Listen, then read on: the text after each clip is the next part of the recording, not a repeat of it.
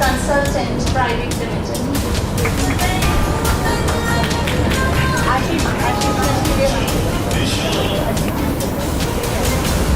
अभी सर आ रहे हैं आशीष सर का Sorry.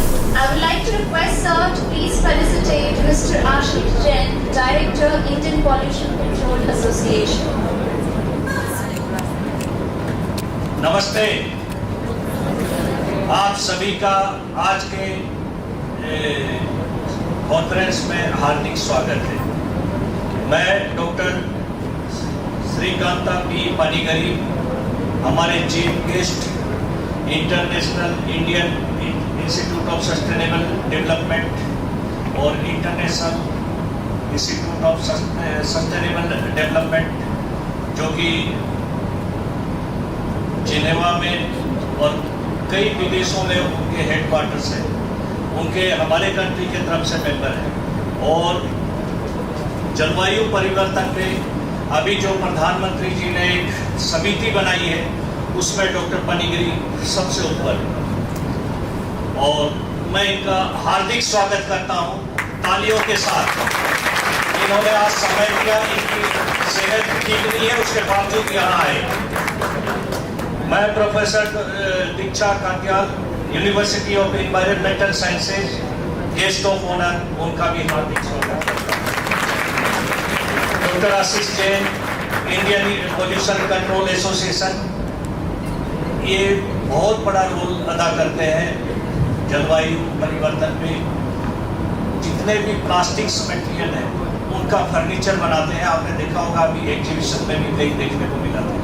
मैं आपका बहुत बहुत हार्दिक स्वागत करता हूँ। और डॉक्टर अनुराधा चुग, हमारी बड़ी अच्छी ब्लेसिंग, हमें हमेशा मैडम से ब्लेसिंग चाहिए होती है। University school of information technology, IP university, मैं आपका भी बहुत स्वागत करता हूँ। Doctor Saroj Vyas, doctor SP Singh, Manish Jha, doctor Suman Yadav, जितनी टीम है फैकल्टी, आप सभी का टीम वर्क के लिए मैं सराहना करता हूँ। आपका भी स्वागत। हम अब बात करते हैं सस्टेनेबिलिटी पे। हमारे धर्म ग्रंथ, हमारे वेद, हमारे बुजुर्ग हमेशा हमें सिखाते थे कि पर्यावरण की इज्जत कैसे करें, नेचुरल रिसोर्सेस को हम कैसे बचाएं। और ये हमारी परंपरा है और हमारे जीन्स में है। इसलिए हमें अब जो आने वाली पीढ़ी है उनको बड़े सजगता के साथ इसमें हिस्सा लेना चाहिए और उन्हें भी पता होना चाहिए कि जलवायु परिवर्तन के क्या क्या रिजल्ट आ रहे हैं।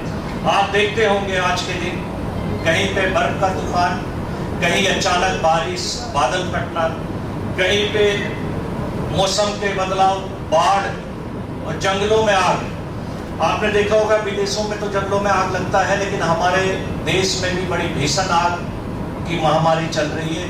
उत्तराखंड के ऊपरी इलाके, अभी 10 दिनों से आपने सुना होगा न्यूज में कि मोना के ऊपरी भाग में आग लगी हुई है, जो अभी तक बारिश के बावजूद नहीं बुझी। हमें इन सब कारणों को जानना होगा और एक ठोस कदम उठाना पड़ेगा। छोटे छोटे कदमों से हम सेमिनार करें और छोटी छोटी गलतियां करते रहें तो जलवायु को स्वच्छ रखना और पोल्यूशन नहीं होने देना ये मुश्किल काम हो। और हम तो अच्छी तरह झेलते हैं कि पोल्यूशन क्या है, आप भी झेलते हैं। 3-4 महीने हमारे दिल्ली में सांस लेने में दिक्कत आ जाती है। हम अपने लग्जरी लाइफ को भी थोड़ा सा कम करना पड़ेगा।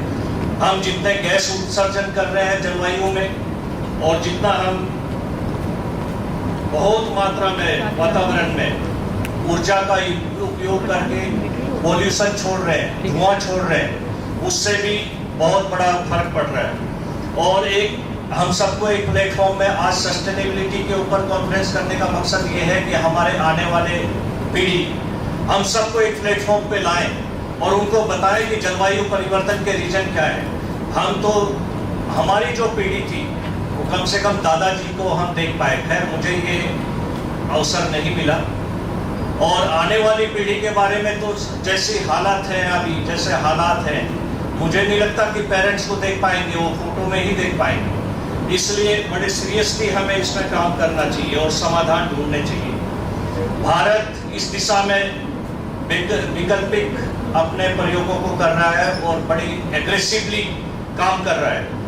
और आपने देखा होगा भी ट्रेन्स वगैरह, हाइड्रोजन ट्रेन और कई चीज़ों में हम बहुत आगे बढ़ रहे हैं और दुनिया को भी बता रहे हैं कि हमें एक पॉलिटिकल विल लेकर सामने आना चाहिए, जिससे जलवायु परिवर्तन हम ही नहीं है, सारे विदेश, सारी दुनिया इसको झेल रही है। शिक्षा और जागरूकता ये भी बहुत जरूरी है। शिक्षा और जागरूकता होगी तो समाज में बदलाव होंगे और समाज को ही आगे आना पड़ेगा इस जलवायु परिवर्तन को रोकने के लिए। हम छोटी छोटी उपाय कर सकते हैं, छोटा छोटा चीजें कर सकते हैं और आने वाली पीढ़ी को एक उज्जवल भविष्य दे सकते हैं।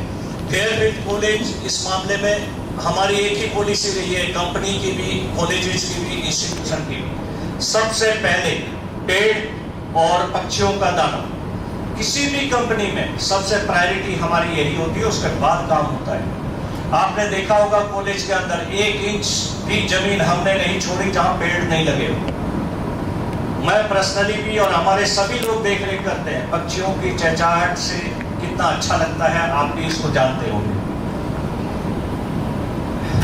और हम वाटर हार्वेस्टिंग के जरिए जो पानी डिस्कार्ड नहीं करते उसे पेड़ों में डालते हैं। और आपने शायद आपको पता है या नहीं, हमारी एक कंपनी है जो अखबारों से पेंसिल बनाती है और पेंसिल को हम डिस्ट्रीब्यूट करते हैं। अभी यूएई में काफ़ी डिमांड आई है तो हमने पेंसिल भेजा है। स्टार्टअप है एक बच्चे का, 2 साल पहले। और मैं इतना ही कहना चाहूँगा क्योंकि हमारे बीच में बहुत सारे एक्सपर्ट्स बैठे हैं और पेपर प्रेजेंटर भी बहुत हैं। मैं एक बार सभी को धन्यवाद देता हूँ और हमारे देशवासी और आप सभी को भी क्रिकेट टीम की चैंपियन ट्रॉफी के लिए सबको धन्यवाद और जय हिंद, जय Bharat. A very warm welcome in this 2-day international conference on sustainability. This conference is a collaboration between Fairfield Group of Institution and Arundel Foundation. I'm sure you will agree with today's theme, which is sustainability. It's an alarming issue. People have been working over it, United Nations has been working over it, but still it happens to be one of those most talked about issue in today's world, in today's changing world, that people are actually serious about this. Now, before I elaborate on the concept, the objective and scope of the theme, I'd like to give a brief introduction about the host institution. As far as FIMT is concerned, we have been part of IB University for the last 2 decades. We are touching new milestone in the field of education, management, IT, humanities, journalism and law. We believe in giving each and every student who come into our campus an inclusive education, which is full of quality, full of dedication and full of other parameters. Our co-host, Arundel Foundation, was started, co-founded by a young entrepreneur by the name of Dr. Nalli Joshi, who happens to be our executive director. The main idea was to promote environmental sustainability in the face of growing environmental challenges. Since the inception of Arundel Foundation, this organization has achieved milestone. Like our Honorable Chairman Sir said, that this organization has one of most unique initiatives by which they are recycling newspaper. Imagine recycling newspaper to make plantable pencil.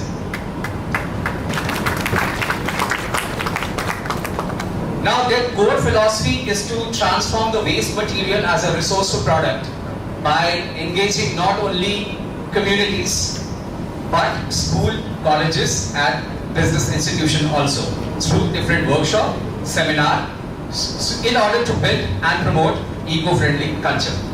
Now let's move on to the theme of the conference. The study, the scope of sustainability, which means conservation, retention and protection of human life, which are available in nature. As we all know that man and nature are in a symbiotic relationship, which means they are built for each other. And perhaps we feel, I personally feel, and in fact you will feel the same, that man is more dependent on nature. if we look at this history of this relationship, we find that man is causing more harm towards nature and ultimately cruelly disturbing this relationship. Unfortunately, this relationship is facing more and more challenges. Not only in terms of, not only on the individual level, but also on the global level. There is a mad race between the developed and the developing nation, which sometimes may sound friendly, but actually it is disastrous, directionless, and causing a lot of uncertainty for humans. We can draw the line of movement from science, technology, IT, automation, digitalization, and now artificial intelligence. But the more we talk about them, the more these things are actually playing a havoc on the human life. However, there is a glimmer of hope under the name of United Nations, which has been actively involved in promoting SDG, Sustainable Development Goals. One of their goals, which actually the theme is based on, is Goal 9. Goal 9 talks about building resilient infrastructure, promoting inclusiveness and sustainable industrialization so that innovation can be fostered in a healthy environment. Now, before I talk further about that, there has to be some key components of SDG 9. First happens to be sustainable industrialization. Now, Goal 9 actually advocates green technology. Companies under, you must have seen the rapid increase in the manufacturing of EV, electronic vehicles, that is being done under the FAME subsidy. Now, eco-friendly production process has been more encouraged. Inclusive development is there by fostering job creation, reducing inequalities, ensuring that all the marginalized groups are being taken care of. Then we are talking about one of the most important aspects of SDG 9, which is innovation and technological advancement. Not only it enhances the efficiency, but also allows sustainable practice into the picture. Well, there has been a lot of deliberation, a lot of debate on what should exactly be the interdisciplinary approach. When we talk about this approach, we talk about there has to be a collaboration between the government, the business and the civil society. And we have been seeing it happening on the ground as well. The government policies are actually more conducive for providing incentive to the industries to adopt sustainable practice and invest in research and development of new technology. Integration of environmental and social consideration into business model, which means we are actually shifting from the traditional model and we are moving towards the new models by which we are actually focusing and we are in fact investing on sustainability. Then the third thing which I feel is quite important, and since we have involved it on the student as well, education and capacity building. Investing in education and skill building program actually promotes sustainability. That's what I feel, and I think you would be agree with that. This enables the individuals as well as communities to take active role in sustainable industrialized process.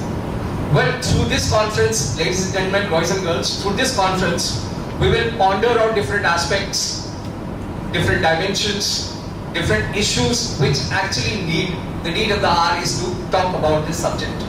We are delighted to share that we have found wonderful response from the academia and the industry, both nationally and internationally, because we have paper from Iran, we have paper from China, we have paper from Ethiopia, which you will be seeing in the coming 2 days in the form of valuable articles which are actually touching on the related concept of the issue, which will be given due consideration over these 2 days.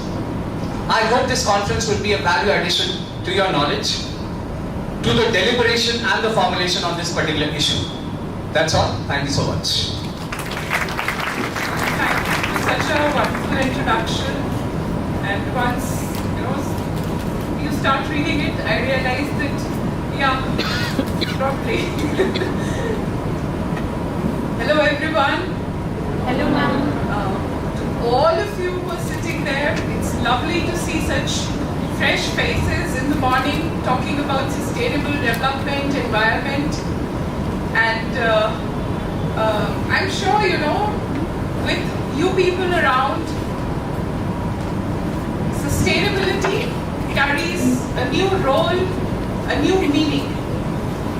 Though I understand that many of you come from bachelor's level, but I have made the whole presentation thinking that, what would interest you more? So So let me see if so I've put in a lot of slides which are colorful. अगर थोड़ा सा interest है environment में, sustainability में, I would request you to keep your phone onto one side because that is one thing that digresses us the most, and just have a look. This journey that I'm narrating, the research that I'm narrating is probably your journey too, and I shall tell you how a person who was sitting onto that site few years back has reached here. Okay, so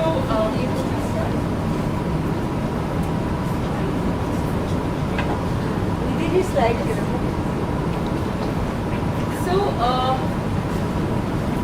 the research I have done is very multifaceted since I come from, my bachelor's is in instrumentation and process control, my master's is in biotechnology and analytical instrumentation, my PhD is in environmental engineering. So probably, I wanted to explore every field simultaneously, deriving from majority of the fields, the various areas that I've worked, but these are the major key areas that I've worked on. One is water quality indices and vulnerability mapping. Second is cytosine hydrogen. Third is removal of radionuclides. I try to summarize, what exactly we are doing. अब पानी की बात करते हैं, बोलते हैं पानी का क्वालिटी जो है, हम लोगों के लिए तो एक स्टेज पे पानी फ्री हो गया था, which should not have been the case. But क्या वाकई में ही पानी की क्वालिटी में फर्क पड़ रहा है? हमें क्या फर्क है? हमें तो वाटर ट्रीटेड मिल रहा है. जो घर पे आपके पानी आता है वो वाटर ट्रीटेड आता है, उसके बाद नहीं तो आप ट्रीट करते हो. पर क्या वाकई में ग्राउंड वाटर पे, जो कि आज नहीं तो कल खत्म होने वाला है, उस पर कुछ फर्क पड़ रहा है? हम लोग मैपिंग के थ्रू, मैंने वहाँ की वाटर क्वालिटी एनालिसिस करते हैं उस टाइम में, एंड देन मैपिंग के थ्रू उसको ट्रांसलेट करते हैं कि क्या चीज़ों में फ़र्क आ रहा है. दो तरीके की मैपिंग होती है. एक इंडेक्स मैपिंग जो कि आपको करेंट स्टेटस बताती है, मैंने आज के डेट में कैल्शियम, मैग्नीशियम, सोडियम, पोटेशियम इन सब का लेवल क्या है. और वल्नरेबिलिटी मैपिंग जिससे कि आप फ्यूचर प्रेडिक्शन करते हो, सिमुलेशन करते हो. अब आप ये पूरा जोन देखिए, ये आपका दिल्ली का जोन है. इसमें आप पूरे जोन में देख सकते हैं हमने क्या किया है. इसको क्लासिफाई किया है प्री, पोस्ट और विंटर सीजन में. सब एरियाज में बहुत ज्यादा क्वालिटी का प्रॉब्लम है. और जैसे मैंने बताया कि आगे भी वल्नरेबिलिटी मैपिंग के थ्रू हम ये एनालाइज करते हैं कि आने वाले दिनों में क्या है, मतलब 5 साल 10 साल बाद क्या हाल रहेगा. वो भी बहुत अच्छा दिखाई नहीं देता. आप बोलेंगे कि आप मैपिंग कर रहे हैं सिर्फ एक पर्टिकुलर मॉडल से कर रहे हैं, नहीं, ये 4-5 मॉडल्स का क्वालिटेटिव हम टोटल करके कोशिश कर रहे हैं कि बता सकें. अब ये आप लोगों ने बैंगलोर, चेन्नई के बारे में कुछ स्पेशल सुना है कि कुछ हुआ वहां पे जो कि आपको लगा कि ये तो बड़ा वर्रीसम है? दिल्ली में नहीं सुना? आपको याद है चेन्नई में एक दिन जीरो वाटर का जीरो डे जिसे बोलते हैं वो आया था. कुछ याद है क्या हुआ था? चेन्नई में ग्राउंड वाटर लेवल खत्म हो गया, मतलब ग्राउंड वाटर ही खत्म हो चुका है. सेम हाल बैंगलोर में हुआ. अब ये वो 2 सिटीज हैं जहाँ पे रेनफॉल बहुत अच्छी क्वांटिटी में होता है. ये चाहे तो वाटर हार्वेस्टिंग बहुत टाइम से कर सकते थे, आज इनके पास वो प्रॉब्लम नहीं होती. आपकी सिटी में भी, विच इज दिल्ली, आपके पास कोई पानी की अवेलेबिलिटी नहीं. आपका पानी कहाँ से आता है? हरियाणा से आता है, पंजाब से आता है, और बचा कुछ थोड़ा बहुत हिमाचल से आता है. लेकिन आप क्या कर रहे हैं? बोरिंग के पानी को निकाल के, जिसपे आपका हक नहीं है, आपके आने वाले जनरेशंस का हक है, क्योंकि आप तो सारा खत्म कर ही चुके हैं वैसे ही. उसको यूज कर रहे हैं, जो पानी आ रहा है उसको भी फ्री करके फैला रहे हैं, क्योंकि पानी की वैल्यू ही नहीं रह गई ना. तो वो दिन दूर नहीं जब जीरो डे में हमको भी ये सब देखना पड़ेगा. अगर आप उस डे में वापस जाएंगे, आप देखेंगे कितनी बड़ी बड़ी लाइनें लगी हुई हैं, चाहे फकीर हो चाहे राजा पानी के बिना रह सकता है क्या कोई 2 मिनट? नहीं रह सकता। सब उस लाइन में लगे हुए हैं। ये आपकी जनरेशन को देखना है कि अब इस पानी का कंजर्वेशन आपको कैसे करना है। हम आपको आके बता सकते हैं कि देखो ये ठीक है, ये ठीक नहीं है, साइंटिफिकली इसको ऐसे किया जा सकता है, वैसे किया जा सकता है, बट हर पानी की बूंद को बचाना आपकी भी जिम्मेवारी है उतनी जितनी हमारी है। आप लोगों को सबको अब ये लगता होगा कि क्या है ये, क्या करते रहते हैं ना, ये टॉपिक है जिसके बारे में बोलना है, जरूरी है, फैशनेबल है। नहीं, ये फैशनेबल नहीं है। जो हाई तौबा मची हुई है आज की डेट में, जो बार बार आपको समझाया जा रहा है कि सस्टेनेबिलिटी माने listen, it has to happen right now, there is no another earth, there is no another day. वो सच में इतना सीरियस हो चुका है।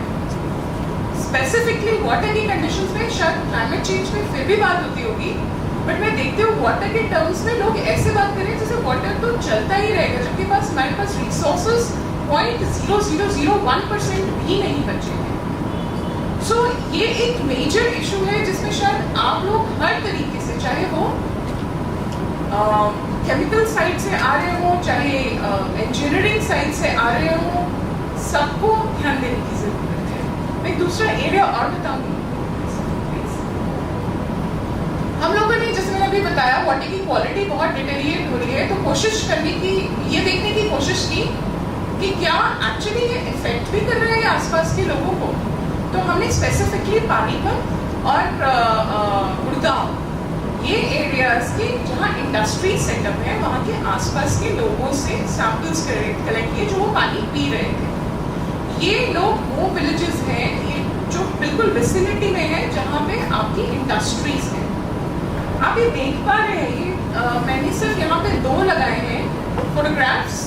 आप इनके मॉडल टीथ और मुड़े हुए हाथ देख पा रहे हैं।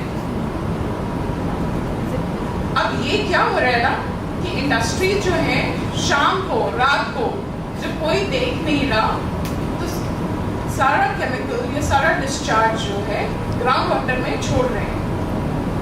उसकी वजह से जो लोग वहाँ आसपास रह रहे हैं, डायरेक्टली उनको इतनी सारी डिसीजेस हो रही हैं क्योंकि हेवी मेटल का कंटामिनेशन बहुत ज़्यादा है। उसकी वजह से कैंसर का रेट जो है वहाँ पे 300% बढ़ गया है।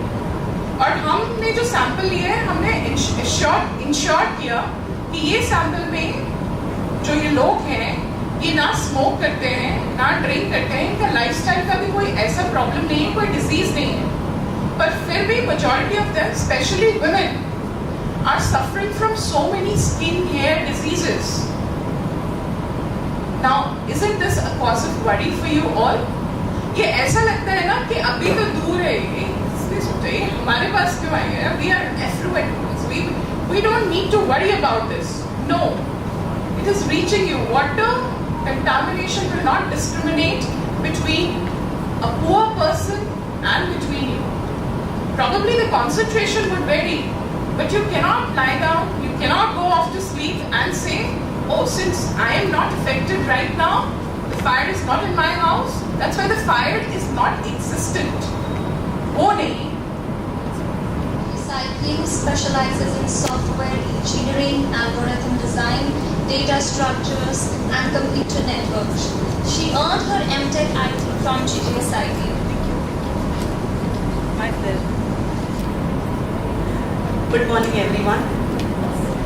And honorable dignitaries, Anil sir, Anwar sir, Suraj ma'am, Disha ma'am, Ashish sir. Good morning.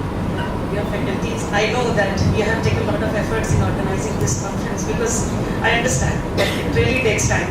So many papers, so many publications, compile and selecting and rejecting, and there are so many efforts which goes on, and I really appreciate that. I'm from IT, so everybody says that IT is the main culprit for this pollution.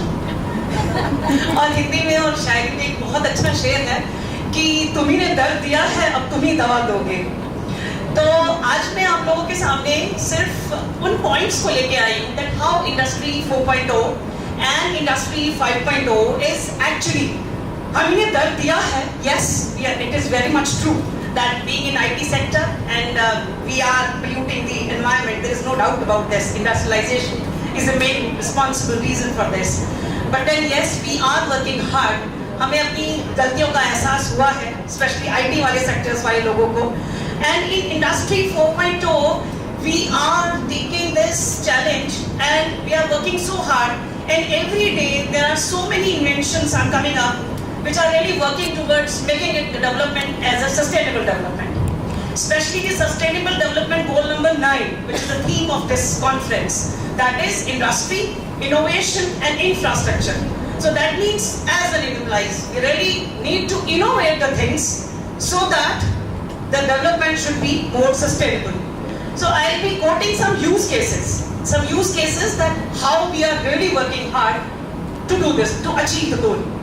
I'll start with that what are the various technologies which are there in IT sector in Industry 4.0. These are IoT, as you all know, AI, blockchain technology.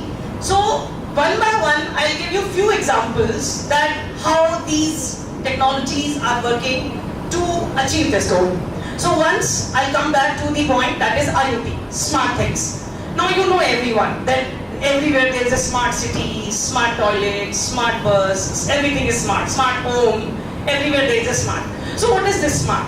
As the name implies, IoT, Internet of Things. We are giving IP address to each and everything, even to the chair, even to the mic, even to the everything has we got the IP address. So very smartly we are deploying those sensors to achieve the sustainability. I give you one example. In Indore, what are they doing? They have deployed a hardly a 400 rupees sensor, that is ammonia sensor, attached with the Wi-Fi and GIS tag, and that is being connected with the control room. So if there are, let's say, 1,000 toilets around the Indore city, exactly the toilet in which the ammonia gas is go beyond some threshold level. Let's say that is not being cleaned, obviously तभी ऐसा हुआ होगा. The message will go directly to the control room and exactly that particular toilet will be cleaned. Smart dustbins. एक छोटा सा sensor infrared rays emit करेगा और वहां से वो सेंस होके डायरेक्शन सब जानते हैं, फिजिक्स के स्टूडेंट्स हैं, जितना ज्यादा डस्टबिन भरेगा डिस्टेंस कैलकुलेट हो जाएगा. तो वो स्मार्ट डस्टबिन अपना मैसेज खुद डायरेक्टली देगा that I am full, now I need to be vacated. So that means what? Again, a small sensor, a very small amount of money is invested into that sensor and we are being connected with that and the thing is being done. Like in the same way, I'll give you one example of each that how we are doing it. One more thing, we are doing a concept of predictive maintenance. Now what is the predictive maintenance? In the factories, we are deploying again sensors. And then if there is a possibility of some leakage, some wall failure or some kind of problem, they will predict well in advance and that wall will be repaired well in advance and obviously it will save unnecessary energy, resource and everything. Again, sustainable development. I give you one more example. If you see in the morning, the traffic is towards from Delhi to Gurgaon and in the evening the traffic is from Gurgaon towards Delhi. You see that. So now we see that if the traffic lights जो कि पहले थी वो अपना बारी-बारी से अगर 4 traffic lights हैं तो 1-1 मिनट या 30-30 सेकंड्स ऑन होगी तो होता ये था कि एक ट्रैफिक लाइट पे तो कोई भी व्हीकल नहीं है फिर भी वो उसकी ग्रीन है everybody has to wait. Now what are we coming up? We are coming with एक नया कॉन्सेप्ट आया और उसमें हमने क्या किया, हमने ये सेंस करना शुरू किया कि किधर तो क्यों ज्यादा फुल है, किधर वेटिंग टाइम ज्यादा है. जितना ज्यादा वेटिंग टाइम ज्यादा चल रहा है उसका ट्रैफिक लाइट उतनी देर तक ग्रीन करके उस ट्रैफिक को पास ऑन किया जाए. So we now there are sensors, there are intelligent decisions using AI and we are making the development environment more sustainable because obviously by reducing the waiting time of those vehicles we are reducing the carbon emission. So that means again I gave you an example that these sensors and the AI decisions are being taken well in advance. जैसे कि बहुत पहले example में दीक्षा ma'am ने आज पानी की बहुत अच्छी प्रॉब्लम्स को रेज किया है, मैं उसके बारे में बताती हूँ. सबसे पहले way back in 50 years back किसान जो है वो पानी कैसे लगाता था, नदी से नहरों में, नहरों से खालों में, खालों से अपने उसने बनी बना रखी है और उसके अंदर वो पानी लगाता था.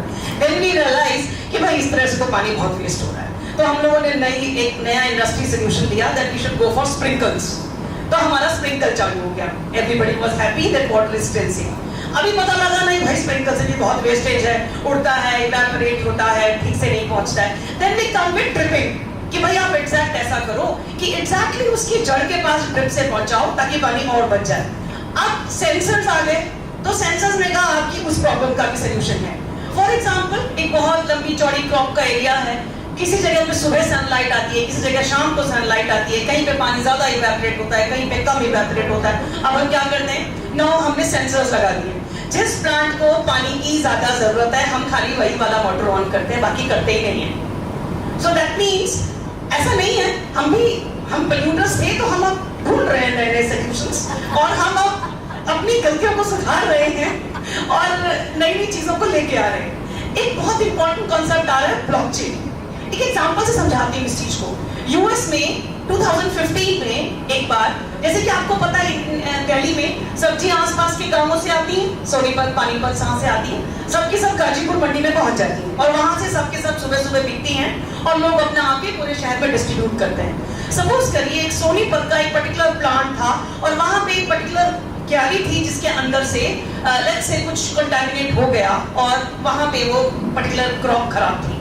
क्योंकि वो जो सामान पूरा आया गाजीपुर में और आगे डिस्ट्रीब्यूट हुआ, अचानक से पता लगा कि उस पर्टिकुलर गोभी की फसल के अंदर या उस पर्टिकुलर गोभी में वो वाला पर्टिकुलर केमिकल है जो कि नहीं जाना चाहिए. It will be harmful for the citizens. ठीक है, तो अब क्या प्रॉब्लम है, now they will recall whole the crop. Naturally, है ना, the message will be go, there will be panic kind of a thing, and then they will recall everything, and you can well imagine what will happen. अभी blockchain से क्या हो गया? Blockchain से life has become so easy. आपको सिर्फ और सिर्फ उसमें एक ब्लॉकचेन टैग करना है. As you know, blockchain forward direction में चलता है, रिवर्स डायरेक्शन पॉसिबल है नहीं. और एक बार उसके ऊपर सील लग गया ब्लॉकचेन का, तो आप उसको क्रैक नहीं कर सकते और आप उसमें बाद में उसको डिनाई नहीं कर सकते कि ये मेरा है कि नहीं, because that is being converted, that is being encrypted. So if once it is encrypted to 128 or sometimes 256 bits, तो उसको वापस डिकोड करना is not possible, है ना. तो हमने क्या किया, उसके ऊपर ब्लॉकचेन से हमने वहीं पे जहाँ पे क्रॉप प्रोड्यूस हुई वहीं पे टैगिंग कर दी. अब नाउ लेट्स से आपका कोई पर्टिकुलर चीज पता लगा कि उस स्पिनच में, और ये एग्जैक्ट रियल केस बता रही हूँ, आप लोग सब गूगल करके देखना, यूएस में ऐसा हुआ और स्पिनच को ऐसा प्रॉब्लम पाई गई एंड देन उसको रिकॉल किया गया and then becomes panicky and all. Now what are we doing? We are again just with the help of blockchain technology, we are doing that and then we are achieving this. Just tagging that and जिस चीज को जहाँ stop करना है वहीं पे हम काम करेंगे. एक और बहुत अच्छा कॉन्सेप्ट हमारी इंडस्ट्री में आया है, 3D प्रिंटिंग. आप लोगों ने फर्स्ट ईयर के जो स्टूडेंट्स हैं, मैकेनिक्स का काम करते हैं, लेथ मशीन पे जाके काम करते हैं, उनको कहा जाता है फर्स्ट ईयर में कि कुछ प्रोडक्ट बनाओ. तो वो लोग एक पहले लकड़ी का पीस लेके आते हैं, कुछ आरी से काटते हैं, टेढ़ा करते हैं, उसके बाद जाके उसको रिफाइन करते हैं, लेथ मशीन में डालते हैं, व्हाट नॉट. अब मेरे दिमाग में एक आइडिया आ रहा है, let's say I want to make a ball popper, एक छोटा सा पॉपर बनाना है मुझको.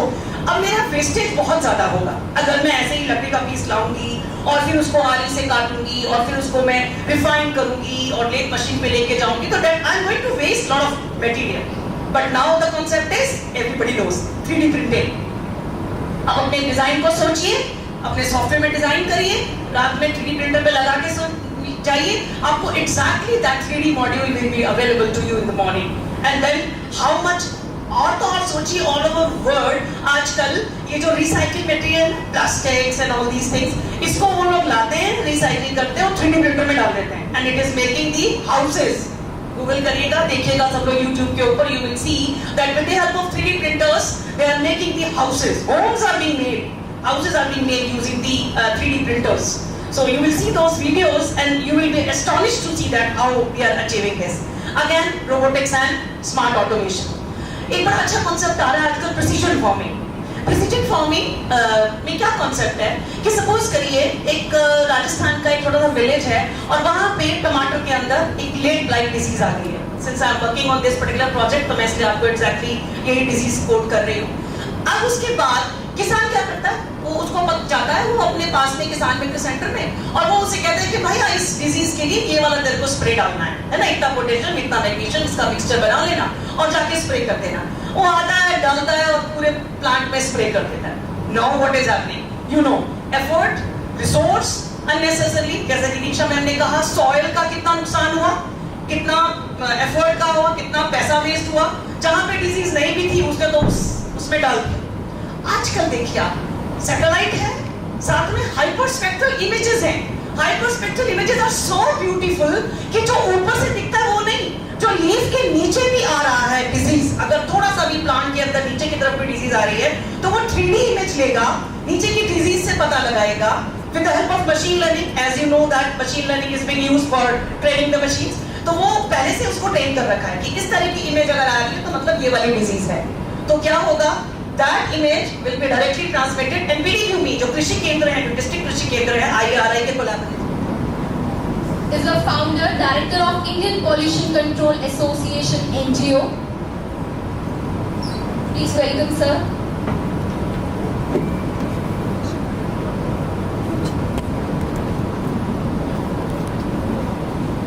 Thank you. Good afternoon, students, faculty, and respected dignitaries on the dais. Thank you, Fairfield Institute of Management, for giving me an opportunity to talk about sustainable and global challenge. Frankly speaking, when I was of your age, when I was studying in college, I didn't know the meaning of sustainability. So that time I did masters in environment management, and I was from the same university from Diksha ma'am and Anuradha ma'am, and we were the first batch of environment management. And one day my teacher asked, "Tell me what is sustainability?" And I was totally blank.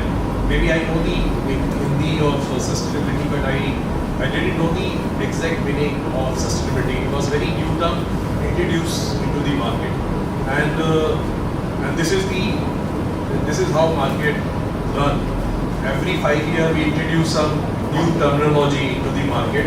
So sustainability introduced in 2000, then like nowadays EPR, carbon credit, carbon market, plastic market. So these terms we introduce intentionally after a certain period of time, so that we keep on engaging and discussing various things related to this.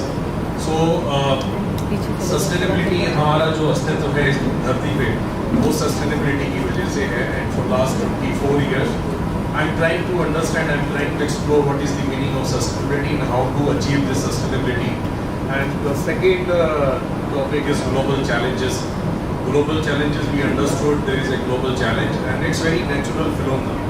तो अभी हम पूरे दिन में बहुत डरेंगे, बहुत सारे speakers आएंगे, मैं भी थोड़ा बहुत आपको डराऊंगा। दीक्षा मैम ने थोड़ा सा डराया है, अनुराधा मैम ने एक्सेप्ट किया। I am very thankful to Anuradha ma'am, he accepted that he is a polluter and is trying to solve the problem. Although we all are polluters, we have equal contribution to polluting our earth. और जो हमारे environment की जो हालत है उसमें each one of us has equal contributions. So you are not alone in polluting this sector. But I salute your courage to accept this in front of mass audience. So global challenges is a natural phenomena. हमने ये युगों से देखा है, पहले एक ice as होता था, फिर आज का एज आया। तो जो टेम्परेचर बढ़ना, टेम्परेचर घटना, नदियों का विलुप्त हो जाना, नदियों का आ जाना, ये बहुत ही नेचुरल प्रोसेस है। चेंजेस जो प्रकृति का नियम है, चेंज आना, दिन से रात होना, रात से दिन आना, ऋतुओं का चेंज होना, समर से विंटर, विंटर से रेनी सीजन। बट ये चेंज हमारे लिए तब एक्सेप्टेबल है जब ये चेंज नेचर की स्पीड के साथ आता है। अगर हम अभी लास्ट 20 years में जो हमारे नेचर में चेंज आया है, जो हमारे क्लाइमेट में चेंज आया है, वो अगर हम 20 साल के चेंजेस को लास्ट 100 years के चेंजेस को कंपेयर करेंगे तो वी विल फाइंड जो अर्थ का टेम्परेचर है लास्ट 15 years में 1.5 डिग्री इंक्रीज हुआ है, और जो कि 100 सालों में नहीं हुआ था। लास्ट 100 years में या लास्ट 200 years में जो अर्थ का टेम्परेचर था वो 1 डिग्री इंक्रीज हुआ, बट लास्ट 15 years में जो अर्थ का टेम्परेचर है वो 1.5 डिग्री इंक्रीज हुआ। This is alarming. नेचर में जो चेंज हो रहे हैं, क्लाइमेट चेंज अलार्मिंग बिल्कुल भी नहीं है, ये बहुत ही स्वाभाविक है। एज के साथ साथ हमारे अंदर भी बहुत सारे चेंजेस आते हैं जब हम पैदा होते हैं, और जब हम स्कूल जाते हैं, कॉलेज जाते हैं, हम अपनी प्रोफेशनल कैरियर को लेते हैं, हमारे रिस्पॉन्सिबिलिटी आते हैं, तो we all go through certain changes. But हमें कुछ चेंजेस डिस्टर्ब करते हैं जब चेंजेस सडनली आते हैं। आप सडनली बीमार पड़ जाएंगे, आपको सडनली कोई बड़ी सी बीमारी हो जाएगी, आपको सडनली ऐसा लगेगा कि ये काम मैं कल कर सकता था और आज नहीं कर पा रहा हूँ, तो वो चेंज आपको थोड़ा सा दुखी देते हैं। बट आप बचपन से, जवानी से, बुढ़ापे में एक जो सिस्टमेटिक चेंज है उसमें आप मेंटली आप अडॉप्ट करते हैं तो वो चीज़ आपको दुख नहीं देते। तो आज हम जो इस सस्टेनेबिलिटी ग्लोबल चैलेंजेस के ऊपर जो डिस्कशन कर रहे हैं वो आई थिंक हम इसलिए कर रहे हैं कि जो चेंजेस हो रहे हैं हमारे आसपास वो बहुत फास्ट हो रहे हैं और वो फास्ट में हम अपने आप को अडॉप्ट नहीं कर पा रहे। So I am working in the field of waste management for last 24 years। I am trying to understand sustainability with respect to waste management. Waste management में हम सस्टेनेबिलिटी को कैसे ला सकते हैं? Sustainability is a very simple terms. Sustainability means I have to sustain myself on this earth. I don't think we should think about my next generation or my neighbor or my family. If I start thinking about survival of myself, I would be able to solve many of our problems. जो अगर human being है, आप अपने survival के लिए चिंतित रहें। आप ये देखें कि आपको फ्रेश वाटर चाहिए और आपको अपनी life 75 years 90 years you set some target of your life कि मुझे 90 साल तक रिसोर्सफुलनेस के साथ जिंदा रहना है। और आई थिंक हम अपनी अप्रोच को शायद चेंज कर पाएंगे। I'm working with the community. I'm working with community and with all kind of stakeholders. I found some basic problem in our nature, and that's why we are facing global challenges. हमारी society में problem है, जो pollute कर रहा है वो उसके बारे में सॉल्यूशन दे रहा है बट उसको एक्सेप्ट नहीं, मतलब उसको इम्प्लीमेंट नहीं कर रहा है। मैं एनवायरनमेंट को पोल्यूट कर रहा हूँ बट चाह मैं आपसे रहा हूँ कि आप इसको ठीक कर दें। जैसे develop countries are the biggest culprit. अब जैसे यूएस है, यूरोपियन कंट्री में युद्ध हो रहा है, वो युद्ध करके हमारे एनवायरनमेंट को खराब कर रहे हैं बट वो चाहते हैं कार्बन क्रेडिट हिंदुस्तान बचा लें। यहाँ की इंडस्ट्री जो है वो कार्बन एमिशंस को कंट्रोल कर रहे हैं। हम डेवलपिंग कंट्रीज हैं, हमें अपनी इकोनॉमिक ग्रोथ को देखना है, हमें अपने 140 करोड़ की जनसंख्या के लिए बिजनेस अपॉर्चुनिटी देखना है। तो how we can reduce our carbon emission, all industry release carbon emissions.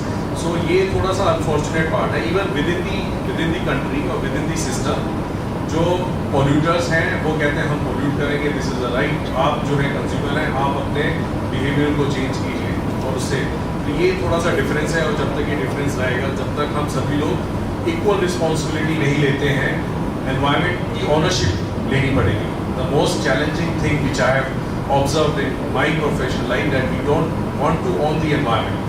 Environments belongs to each one of us. हमारी जो ऑनरशिप है वो हमारे घर तक, या जो हमारी पर्सनल बिलोंगिंगनेस है, हमारी जो पर्सनल बिलोंगिंग्स है वहाँ तक हमारी ओनरशिप है। मे बी आप स्टूडेंट्स हैं, आपके लिए जो ओनरशिप है आपकी इस कॉलेज तक सीमित है। आपके कोई कॉम्पिटिटिव कॉलेजेस हैं, वहाँ पे अच्छा हो रहा है, बुरा हो रहा है, you lease bother about those things.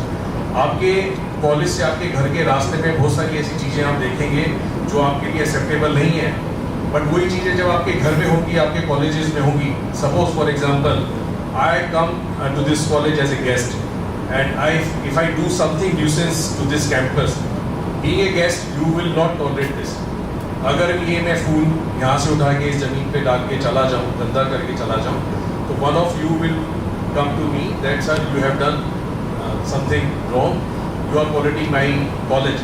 But अगर ये फूल मैं आपके कॉलेज के बाहर जाके गेट के बाहर डाल के चला जाऊँगा तो आपको बिल्कुल फ़र्क नहीं पड़ेगा।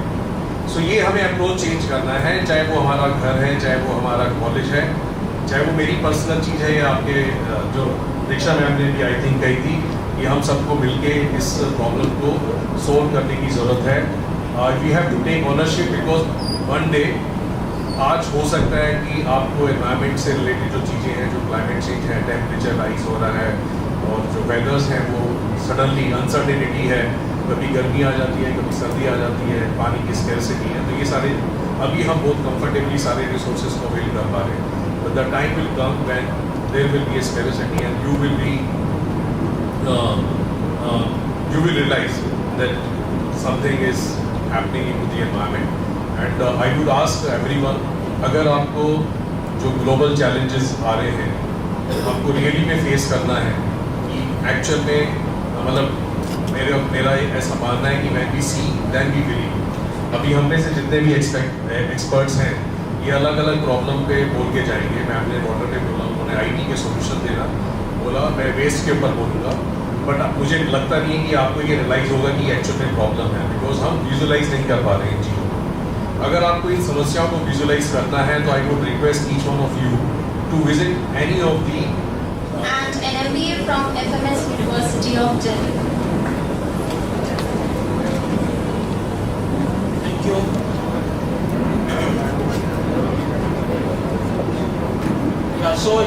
really good to be among you, the young generation, and it's always a pleasure. I've been going to different universities and colleges every year to deliver some lecture, but it's good to interact with the undergraduates. I've been going to FMS, School of Planning and Architecture, TGS IPU, and IMI, etc. But this is good. First time I'm coming here, and it's good to see young people here. I think you are all from different backgrounds, right? Different academic courses, like accounting, engineering. Am I right? And also, it's good to see some of my colleagues, Diksha, Dr. Panigri, Ashish. So some of them I know personally or have worked with them. I will talk about also the transformation of mind. I was a mechanical engineer. I thought I will be working, on machines, with the machines maybe, yes. And then I did my MBA from FMS, both good, very good institutes. And I thought I'll get my first job was in marketing. I was heading the market research unit of India Today when we came out with that election forecast way back in 1984. But since 1996, the transformation happened. So my company, Saicom Projects Consultants Private Limited, we were among the first organizations to start working in the solid waste management field. हमने पहली 3 जो DPRs बनाई थी, वो तीनों cities आज बहुत famous है. गोरखपुर, इलाहाबाद जो प्रयागराज के नाम से जानी जाती है, और वाराणसी. ये UNDP जेट का एक प्रोजेक्ट था, तो वैकल्पिक ऊर्जा यूपी की लखनऊ में, तो उनके लिए हमने काम किया.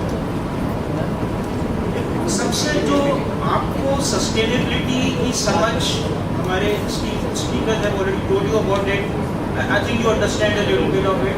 But let me tell you one more thing. This is going to play a critical role in your career also.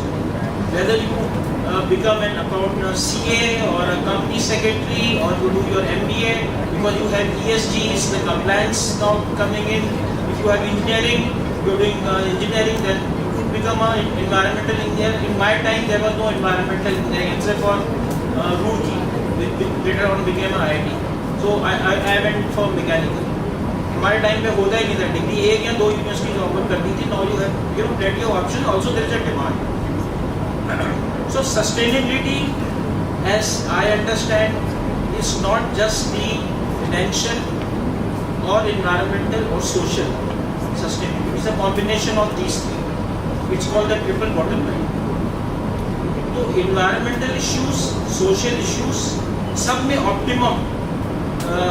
Optimisation and कैसे उसको हम रीच कर सकते हैं, इसको ट्रिपल बॉटम लाइन कहते हैं. और इसका हमने काफ़ी we have used this in certification which we do for sustainable tourism certification, which is recognized by a UN agency called Global Sustainable Tourism Council. We've done 300 plus audits, something very interesting, totally different from anybody else, what anybody else is doing in the country. Why I'm quoting these examples is that I just want to share my journey, what is this sustainability for you as a career also. We are working on a project with MSME, micro, small and medium enterprises, on resource efficiency. We have a German partner there. We are working in cluster like Malegaon cluster for plastic waste, then one cluster for textile waste in Tamil Nadu. Upcycling. Ashish, very well, how the PET, जो PET bottle जो आपकी होती है 20 रुपए kilo में बिकती है, use PET bottle, उसका अगर आप फाइबर में कन्वर्ट कर दे तो 150 रुपए किलो में बिक सकती है. तो upcycling. So all this is resource efficiency and circular economy. I am not using this as buzzwords, but this is what you should know about. It's too small, interaction to really talk about everything. But I'm just trying to drive home some points which could be of use to you as for your career also.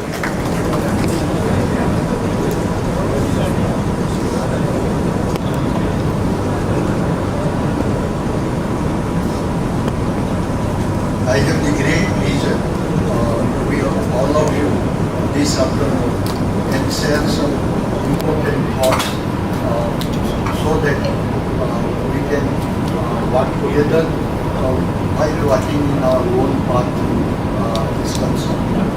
I would like to thank Fairfield Institute of Management and Technology, its promoter and the chief, Sri Vivek Bharadwaj, and my esteemed panel,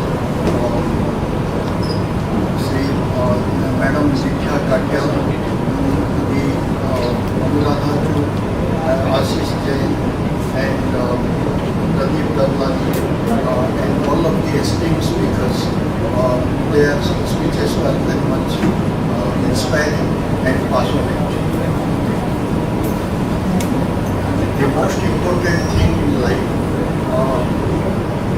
he who works alone works fastest. We are all working in our own path.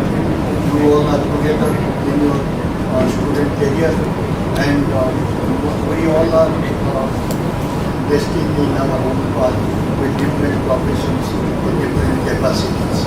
But here today, we are coming together to discuss something very important for us as an individual, for the nation, for the country as a whole, for the society and the planet.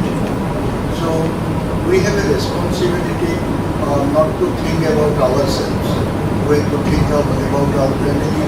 We have to think about our street, our hometown, our state, our nation and the planet. So also we at individual level have our own footprint. It could be water footprint, it could be carbon footprint, it could be ecological footprint. So also the district has its carbon footprint, the state, the nation and the planet has also its own footprint.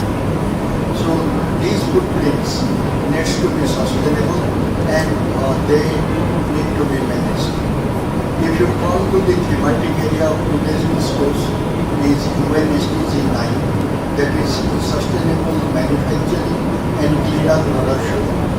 And thank you Sushma and विनीति।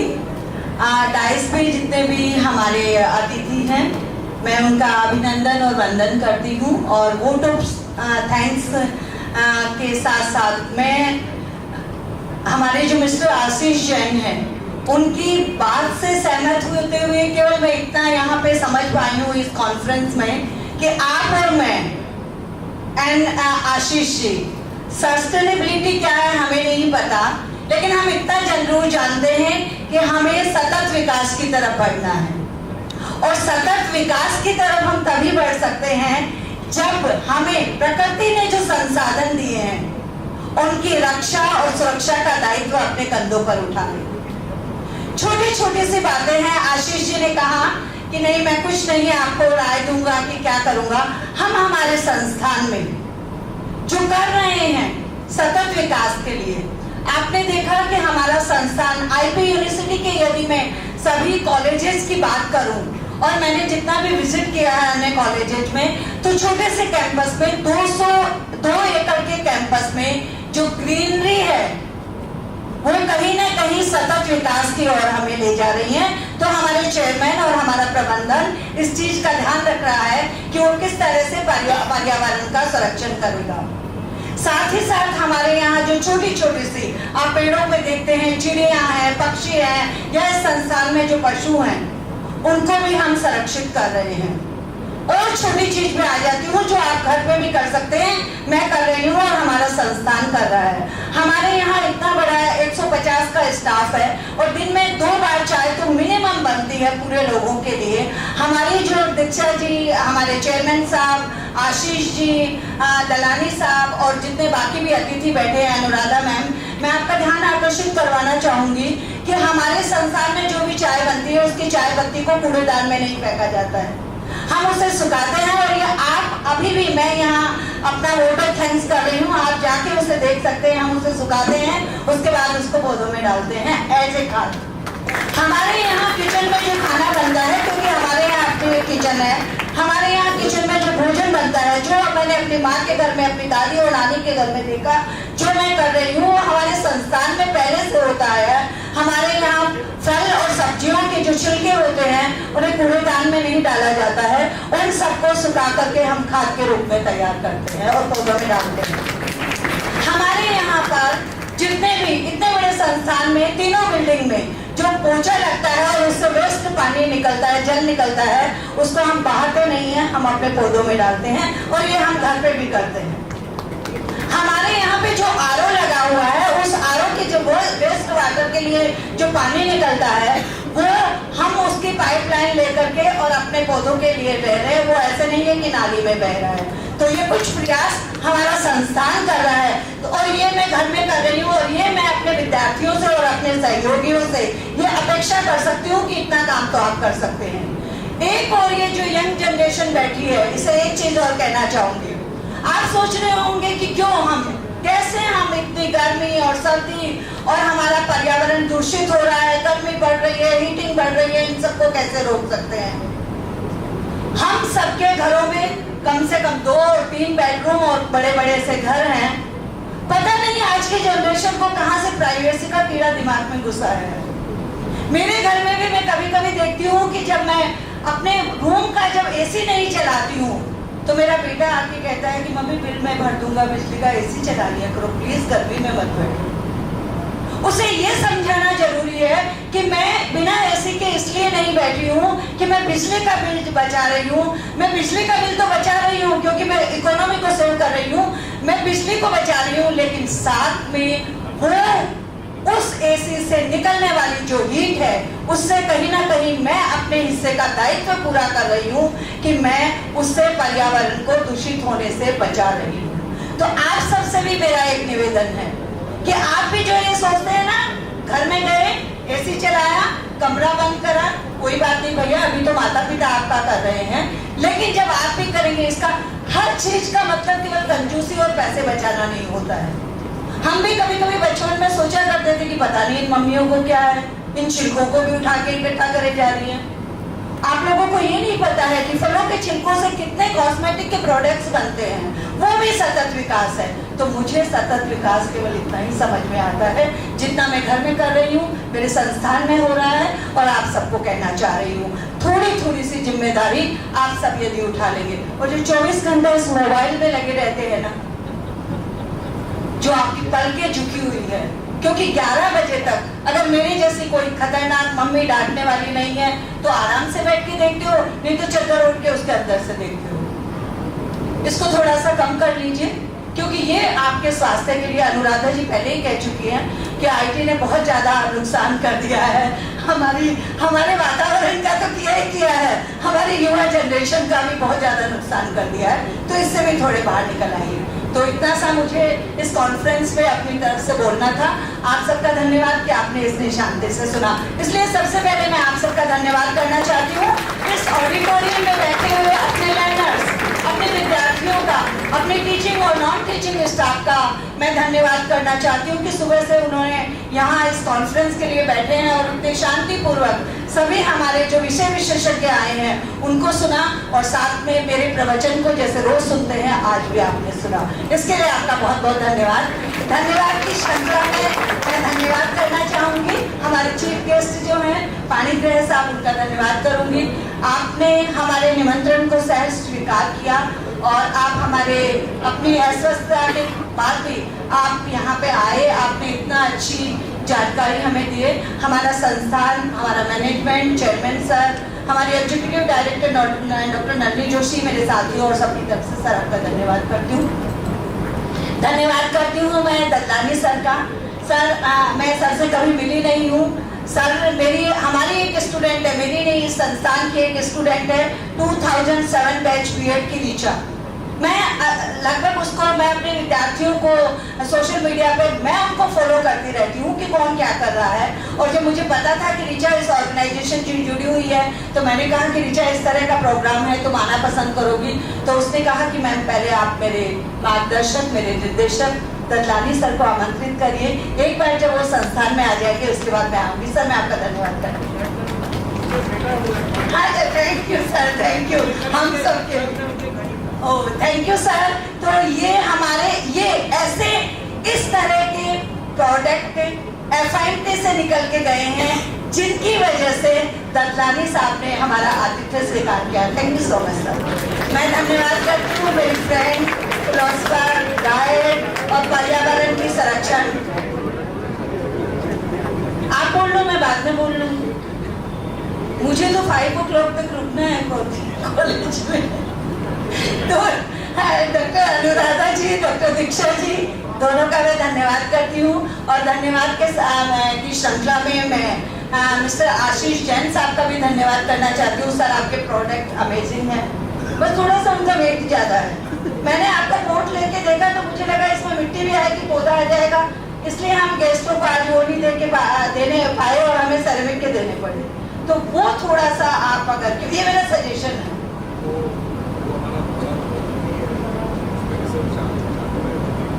तो अगर इसमें आप हमारे विद्यार्थियों को भी startup में जोड़ेंगे तो मुझे बड़ी प्रसन्नता होगी।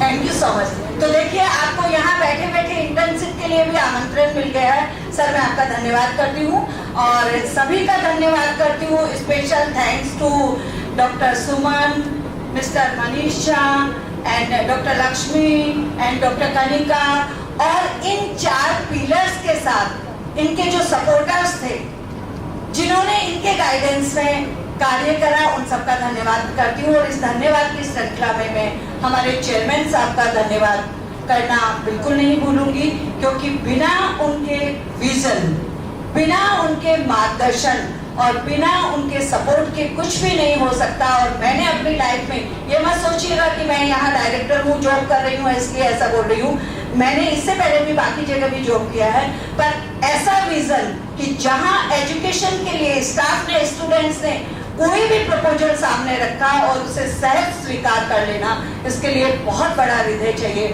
सर, आपको धन्यवाद करती हूँ और करवत नमस्कार करती हूँ। Thank you so much.